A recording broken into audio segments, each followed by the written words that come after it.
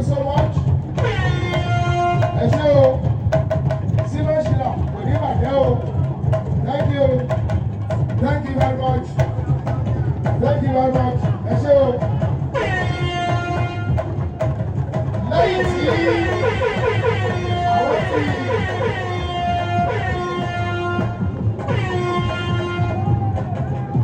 ṣé wọ́n ní tó bá ní ó tó nílò àṣìṣí ni àìtó nílò akọ̀jọ̀gbọ́n. kájọ̀kájọ̀gbọ́n. Báyìí, Rasheed Apala.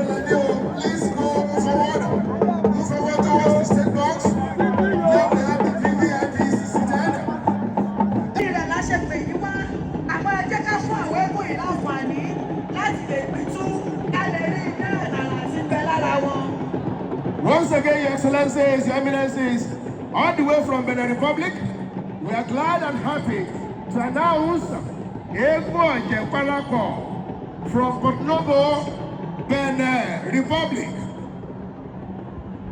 Your Excellencies, here are the car. Here are the car. We have a very rich heritage.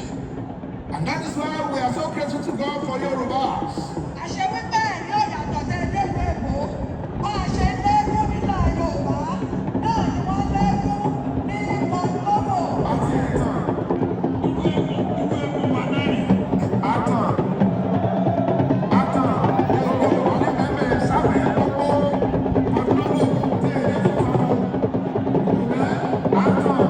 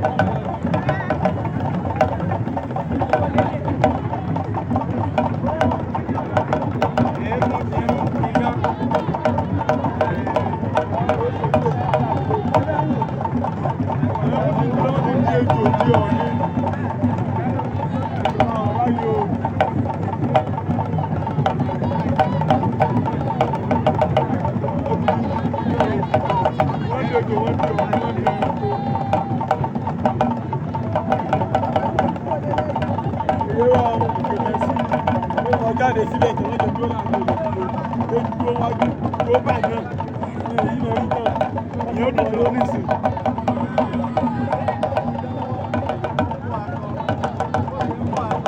Ìdáná lórí igi ọ̀pọ̀lọpọ̀ ẹ̀yọ̀ kan. Lórí igi ọ̀pọ̀lọpọ̀ ẹ̀yọ̀ kan. Eégún ti dúró. Wàhálà ìmà máa dákẹ́ ní ìwò. Ìdájọ́ ìwò Ní mo bá délé. ọjọ́ aláìní kan ṣe ọjọ́ mọ́ rẹ̀ lẹ́yìn yóò dẹ̀ wò bàbá délé. Ṣé ní ọba ọ̀tá ní ìsìnkú wá dẹ̀ wò? Eégún wo rèé o? Àdẹ́rù kìíní ìwò ti mo bá délé. Ọjọ́ ní ọ̀sùn ọlọ́ọ̀gùn rẹ̀. Lórí igi ọ̀pọ̀lọpọ̀ ẹ̀yọ̀ kan. Máa bẹ̀rẹ̀.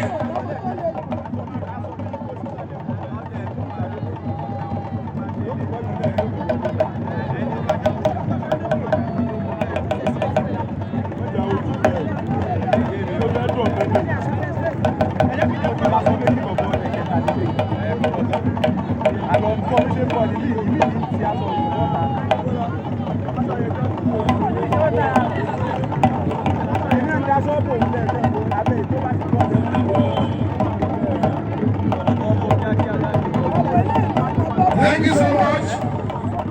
For now, Your Excellencies, Your Eminences, distinguished ladies and gentlemen, we are going to end the first phase of these masquerade performances. And with this, we go on with other aspects of today's program.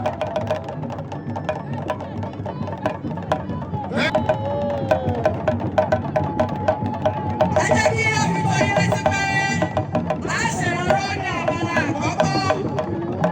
Ibi náà àwọn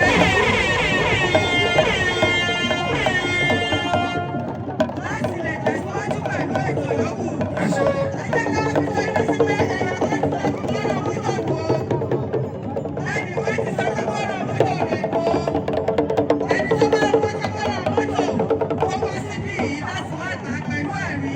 Ó ti wọ eégún.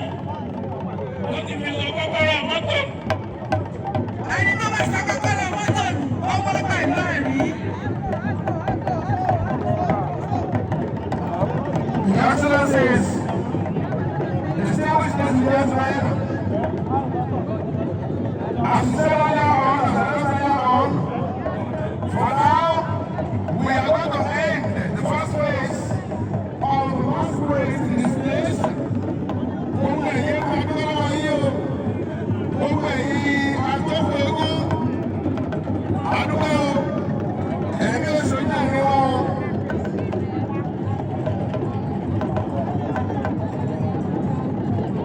Ẹ ṣé o.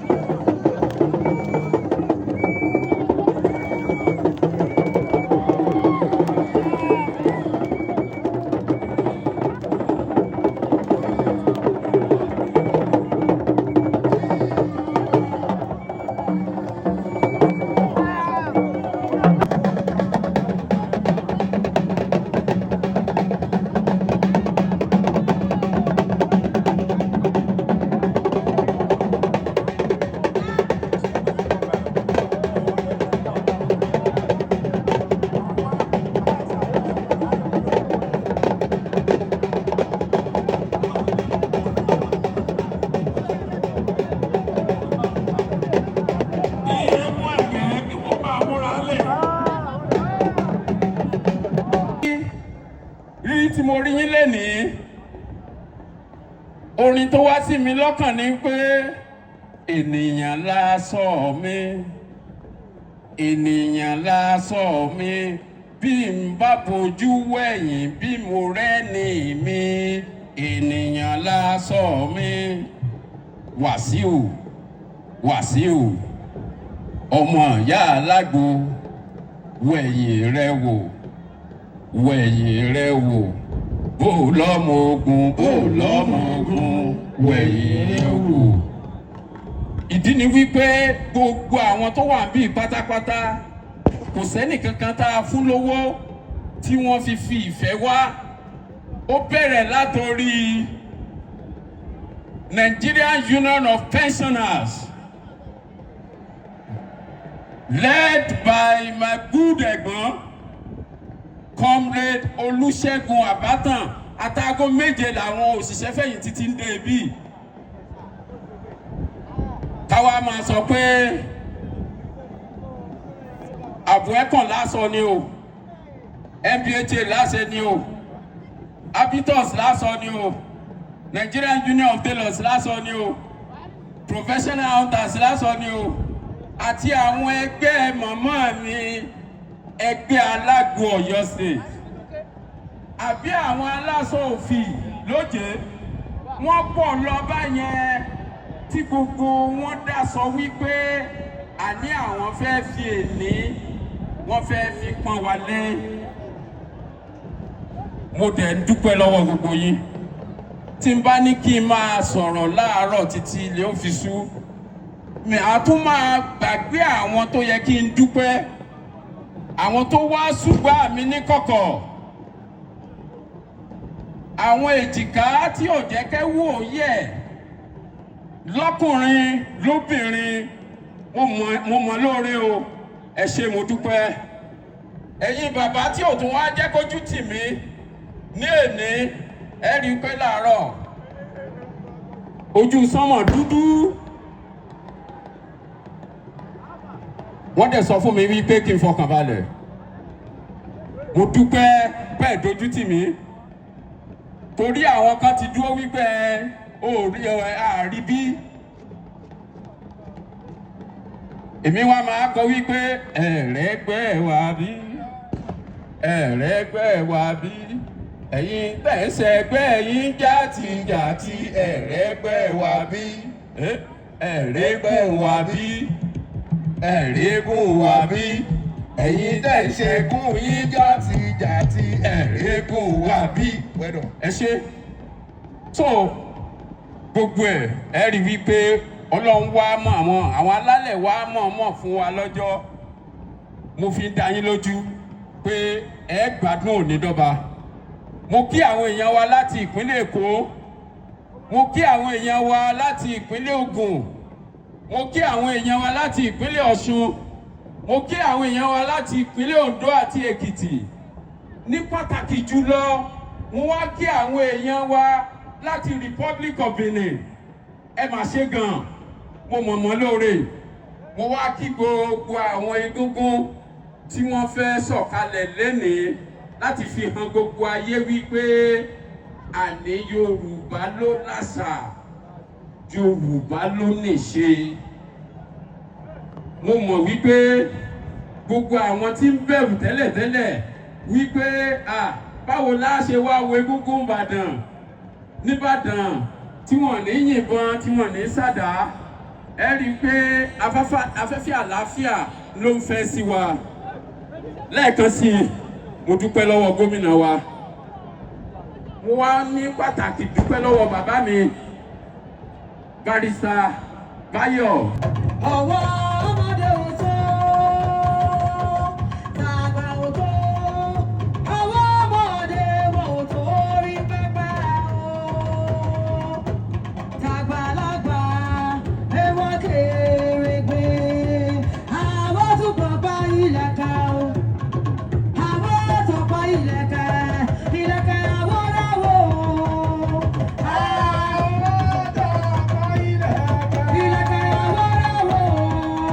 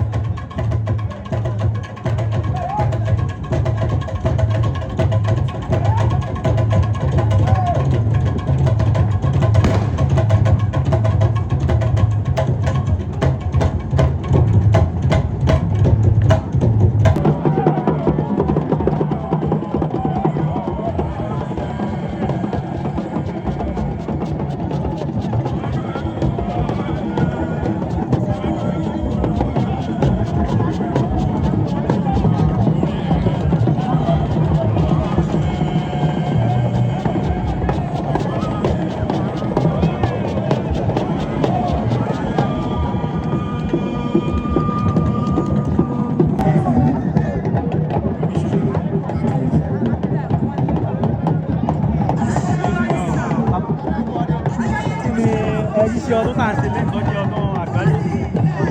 Inú mi dùn gan-an, olórí mi ló fún mi bá mi fà.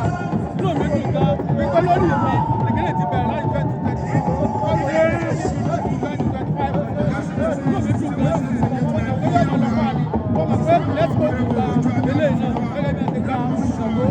ìbàrá wọn lábẹ́ kọ́ àwọn tó dàbí ẹni pé wọ́n fojú ìbàjẹ́ wo egungun. Kò sí ìbàjẹ́ mọ́, eégún tó bá yàtọ̀ tí yọ̀ mọ́ ọwọ́ fẹ́ mọ́ ọ̀la ọ̀fẹ́ sí yọ̀ mọ́ àti àṣìṣe nínú ìkọ́ pé àfẹ́ bá ọjọ́ bẹ́ẹ̀ mọ́ pé tó dáa ìlànà kékeré máa ṣe dáadáa kọ́kọ́sọ tó dáa kó jáde kó náwó kó tùtù lára tiwa nìyẹn. Ẹ ṣeun. Ó yẹ wọ́n tó.